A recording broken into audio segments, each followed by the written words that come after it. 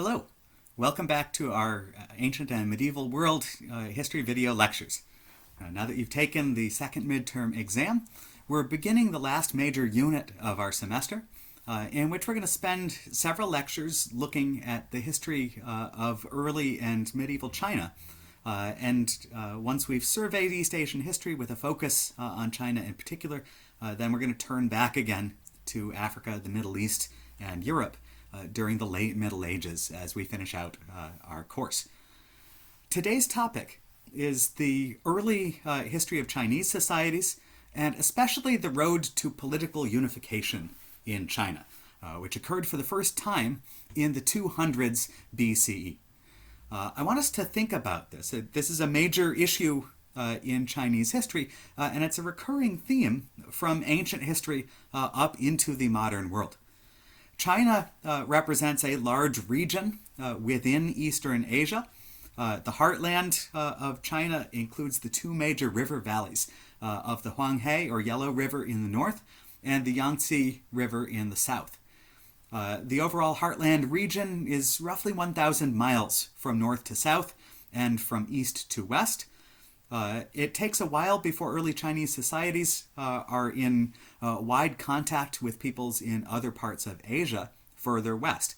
So the peoples of early China see their own universe as bounded by the Gobi Desert in the north, by the arid desert zones and Tibetan Plateau to the west and southwest, and by the rainforests of Southeast Asia to the south. They refer to this region as all under heaven, believing that this comprises the totality or the most important parts of the inhabited universe. So within this early Chinese universe, there's enormous differentiation in climate zones between the cold, arid north and the hot, rainy south. There's differentiation in language dialects and food, culture, and ways of life between different parts of China. It was not inevitable that China should become one large, influential kingdom or empire that should play such a major role in the subsequent history of East Asia. So what I want to think about today is how that came to pass. Why did China become a unified empire? How did that empire work? And over the coming classes, we're going to think about why China kept going back to centralization and unification even after particular governments or imperial dynasties fell. If we think about this, this is a major break from the historical patterns that we've seen in parts of European and Middle Eastern history, where we've seen, for example, the fragmentation of the Roman Empire after its decline in the 400s CE, or the fragmentation of the Middle East and North African worlds in the aftermath of the breakdown of the early Arab empires. In China's case, we're going to see a series of governments rise and fall over the ancient world and the Middle Ages. But inevitably, they come back to the centralized model of one country of China instead of breaking up into many separate regions across that portion of Eastern Asia. So if we think about early Chinese history begins with the rise of some of the first organized kingdoms. We see this in the second millennium BCE. The most famous early Chinese kingdom in the Bronze Age, or the second millennium BCE, is a kingdom in northern China, in the Yellow River Valley, overseen by the so-called Shang dynasty. It rules from a capital city called Anyang. It is pretty well excavated. We have a lot of archaeological material as well as written documents in early Chinese pictographs that tell us about the capacity for organization, for social hierarchy, for royal power, and for military attacks on neighboring settlements in the Shang period. The Shang develop bronze tools and weaponry. They develop a sophisticated religious system in which they try to communicate with gods and worship their ancestors, often using the vehicle of written prayers or questions to the gods and spirits on bone, on turtle shell, or on other writing materials. Now, the Shang dynasty is the best known. It's not the only one of the early Chinese governments. It certainly ruled over a fairly small part of what eventually becomes the Kingdom of China. It's really based in a corner of northern China. But we're starting to find new material in the archaeology, for example, that shows the rise of a powerful kingdom in the Yangtze River Valley at the same time period. The Shang dynasty was overthrown just before 1000 BCE by another rival Chinese state, also based in northern and parts of central China, known as the Zhou dynasty. And the Zhou dynasty are important because they establish some of the main governing concepts that are then passed down to later, larger Chinese empires. The Zhou kings came up with the idea of a religious justification for their rule. In the Zhou period, we see the beginning of a long-lasting Chinese tradition of worship of a broad universal force rather than prayer and sacrifices to specific individual gods or goddesses. The Zhou rulers and their social elites worshipped the universe overall as an overarching concept. They referred to this with the Chinese term tian, which is usually translated in English as heaven. That is not a paradise or an afterlife where humans go after they die, but rather the heaven in the sense of the skies and everything underneath them. The Zhou rulers and their priests and ritual specialists and scribes basically act as the intermediaries between the human world and Tian, or heaven. They put forward a ideology or propaganda that says that they are essential to maintaining heaven's favor for mankind. So basically, if the royal family follows the proper rituals, if they receive the proper respect and gifts from lesser rulers in other parts of China, then they can maintain the balance of the Chinese universe and bring prosperity to all. Now, the Zhou rulers last for many centuries. The first Zhou ruler comes to power shortly before 1000 BCE. There are Zhou rulers from several different branches of the family down to the 200s BCE. But they do not have a centralized empire as we know it. They act instead as something like ceremonial leaders of the larger Chinese universe. But what we find is that they have little power to tax. They don't have centralized armies or infrastructure systems that can really enforce their control over the widespread parts of China, especially not over the southern regions in the Yangtze River Valley and further south. So instead, the Zhou dynasty function as these ritual leaders, but what we see over the first millennium BCE is that China's society and governments divide into many dozens of kingdoms, which essentially act as city-states. Usually they surround a small urban center. They have farmland to support it. You'll sometimes see competition and warfare among them. And the Zhou dynasty rules very loosely over the whole. In this period, the warfare that we see between states is usually ritualistic and minimal in the damage to the peasants who make up most of the population. Peasants are working wherever they are, north or south, to produce food that then goes into the urban centers. In the north, they are farming millet and other grain crops. In the south, they're farming rice. But basically, the peasants are in many ways left to their own devices in this early period. The nobles and the elites have an education system. They engage in the production of literature and art and poetry.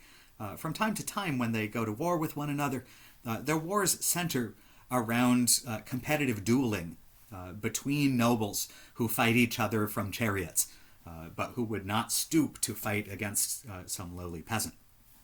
Cities are rarely attacked and destroyed, and instead you have a general state of prosperity in much of China for much of this period.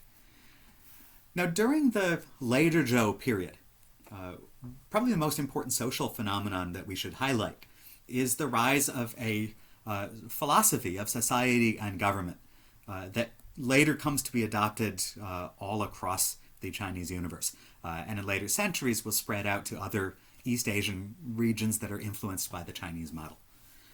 This is the famous world philosophy known as Confucianism, after its initial teacher, Kongzu, who is later referred to as Confucius by Western European monks in the colonial period, who translate some of his works from Chinese into Latin. Now, Kongzu, or Confucius, lives in the later 500s and early 400s BCE. So around the time of the Persian Empire in the Middle East, democratic Athens in Greece, and the beginning of the Roman Republic in Italy, around the same time as the Buddha in India. Confucius is a resident of the state of Lu, one of China's many small kingdoms in this period. He's not a political leader, rather he has a long career as a government bureaucrat supervising grain supplies. But over the course of this mundane-sounding existence, he develops a comprehensive philosophical system for the teaching of virtue and good social behavior. He develops rules for order and for social action that he thinks can bring about harmony and social success at every level of the human hierarchy. Whether that's at the government level, where he believes that rulers have a responsibility to set examples of moral behavior that will then improve the behavior of their subjects. Or at the family level, where Confucius teaches that the father of the family, a figure to be obeyed and respected by his wife and by all of the younger and dependent family members, the father, again, has to set a model of good behavior that teaches those beneath him in the social scale or in the family group to behave well and to be ashamed at any kind of fault or wrongdoing. The Confucian social hierarchy is based on obedience to those above you and based on the idea that those at the top have this great responsibility to improve the lives of those beneath them. On the one hand, it is a very conservative, traditional social system that enforces gender roles and enforces the superiority of patriarchal figures over women in early Chinese society. On the other hand, it's a sort of interventionist approach in its treatment to government. It believes that government has the ability and the responsibility to make society better through improvements that start at the top and work their way down. Now, the ultimate opposite of Confucianism is another philosophy that originates a couple hundred years after that, in the 300s BCE, in the western part of China, in a kingdom called Qin, which would eventually unify China and start its first empire. The Chinese philosophical system there are many different variants. Another that I call attention to in my lecture notes and in the readings is Taoism. But the most important philosophical system after Confucian thought is what is known as legalism. And legalism is very closely interconnected with military ideas and the rise of China's first imperial state. Legalism teaches the exact opposite of Confucianism. Confucianism is based on the optimistic idea that humans can be motivated to be better and to make the world around them better through seeing good leadership and good behavior from those above them. Legalism teaches the opposite.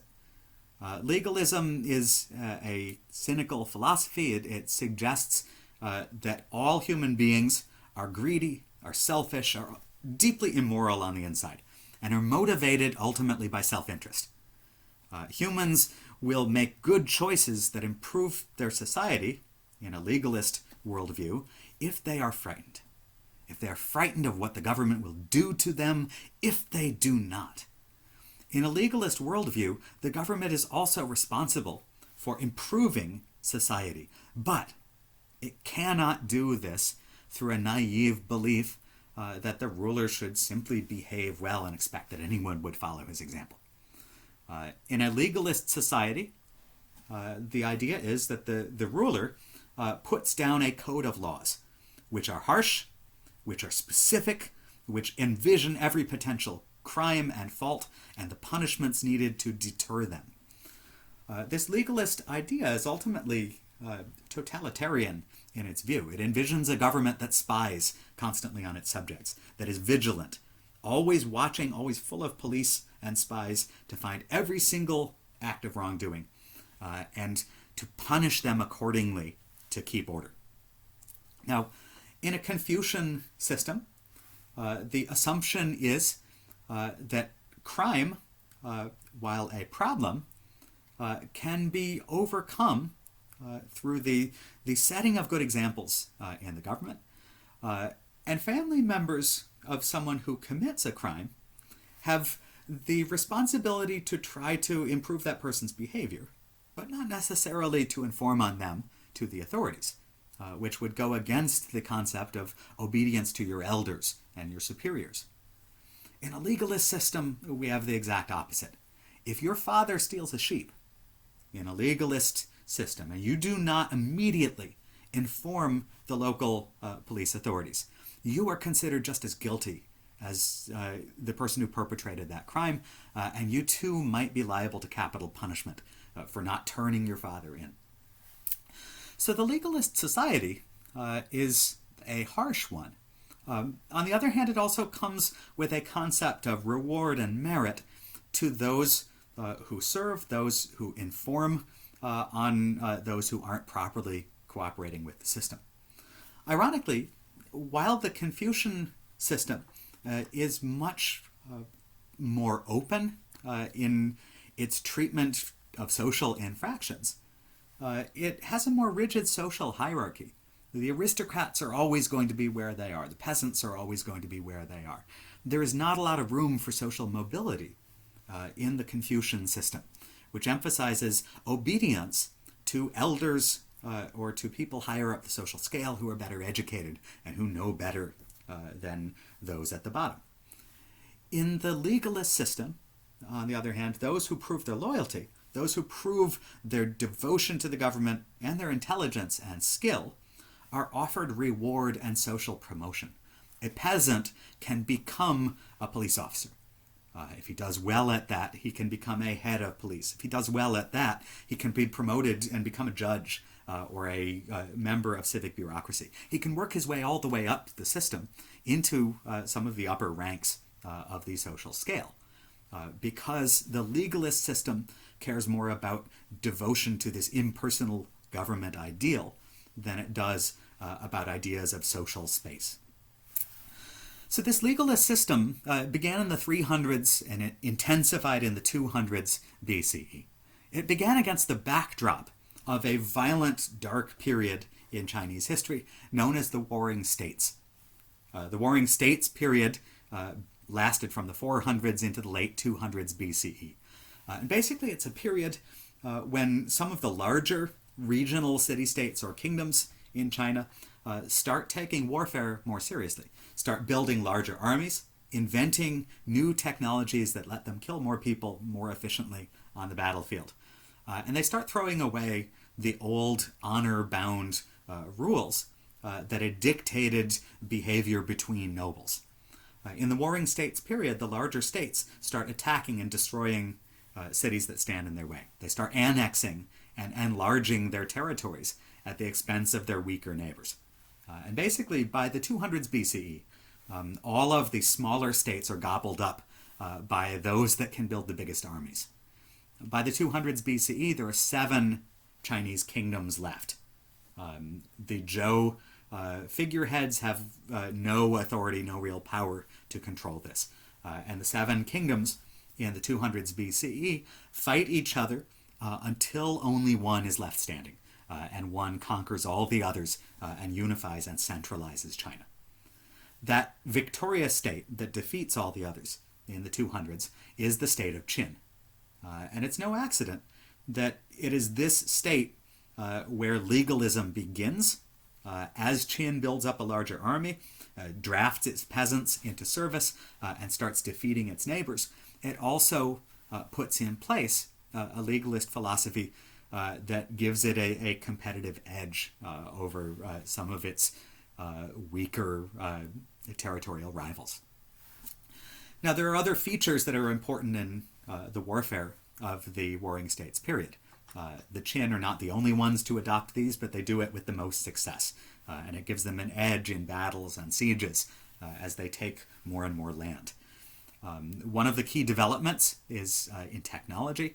In the 300s BCE, the crossbow is invented in China. And this is mass-produced in the state of Qin. It's issued to armies of drafted peasants who usually fight on foot, but who shoot with these crossbow weapons. These have very long ranges. They can penetrate armor. They're highly accurate weapons. And it's very easy to teach someone to aim and shoot.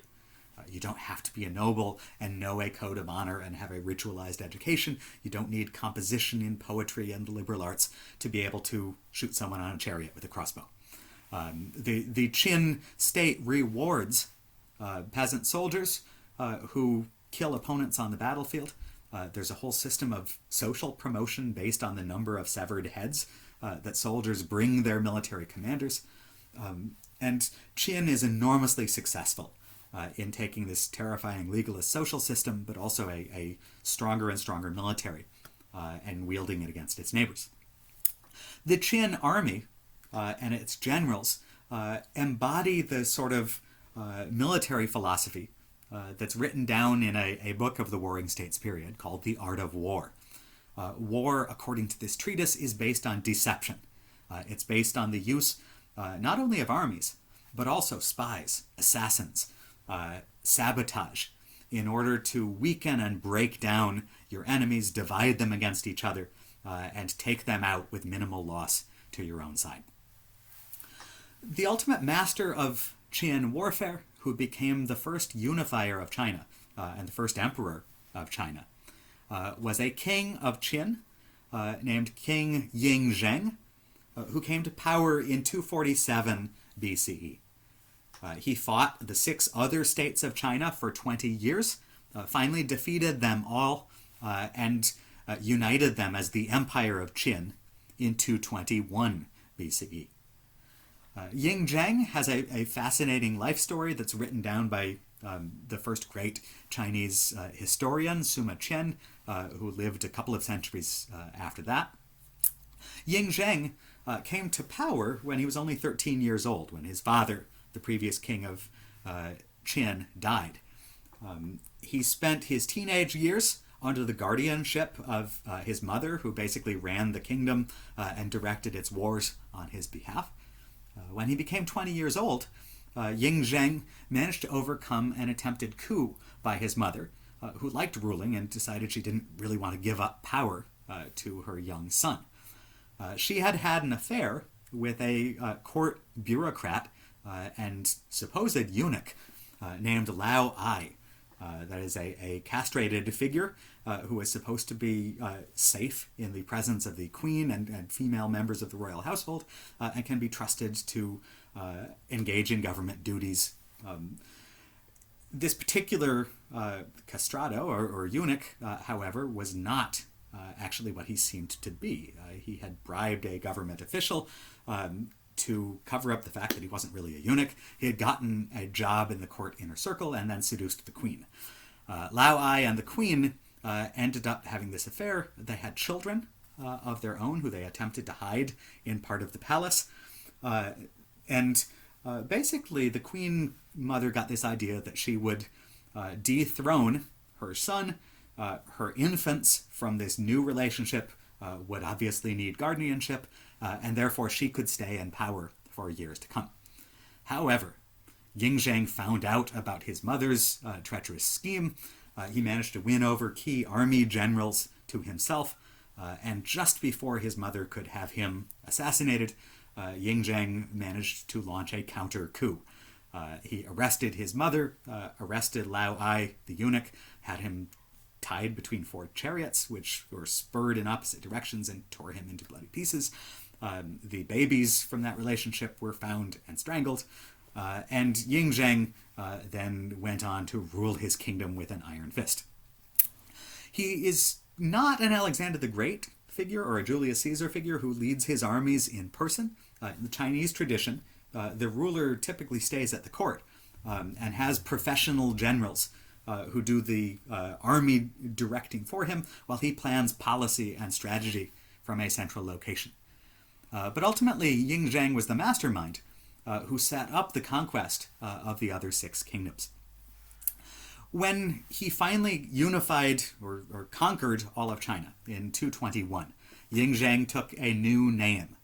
He proclaimed himself Qin Shi Huangdi, which translates loosely to the first god emperor of Qin, a divine figure who rules all under heaven with permission of the universe.